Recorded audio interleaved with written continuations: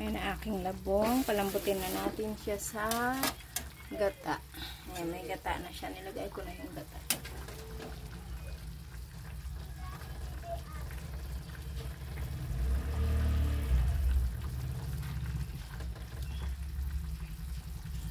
Tayo natin maluto yung labong. Tapos, lagyan natin yung kanyang mga sahog.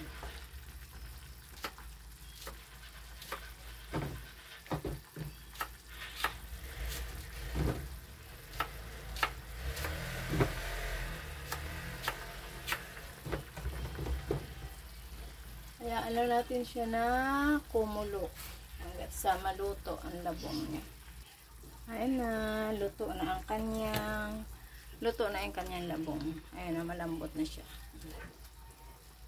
Nilagay ko na yung unang ano dyan, yung pangalawang gata. Ngayon ilalagay natin ang okra.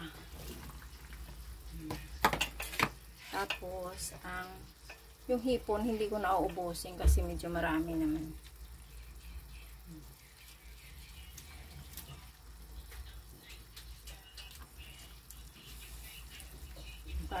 Para may pansahog pa ako sa sunod na luto.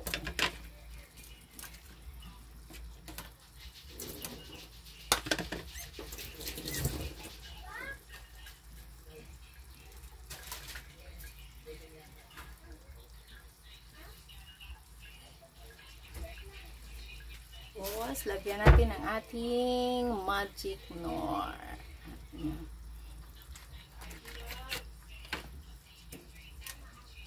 Nilagyan na. Yan yung pinakaasin ko. Tsaka panimpla ko yan lang.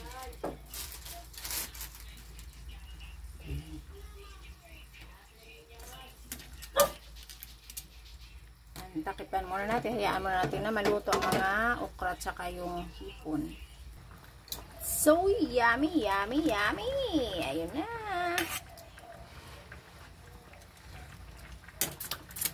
Salap! Salap, lagay natin ang saluyot.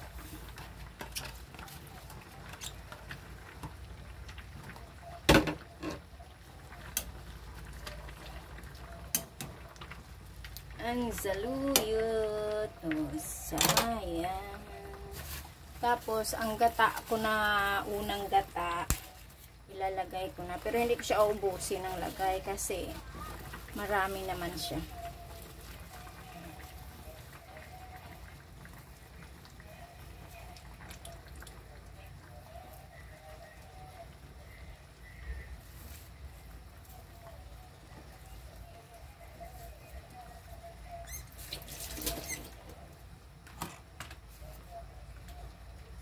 Antayin na lang natin ng kunting maluto ang gata at saka okay, mukbang na.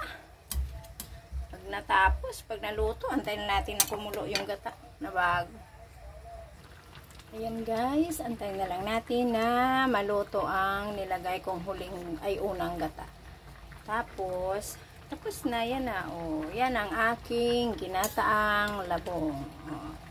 Diba? Okay, thank you for watching mga palalab. Huwag kayong magsawa manood ng aking mga maiksing video at ang aking mga pinagkabuluhan. Okay? Ingat po tayong lahat. God bless!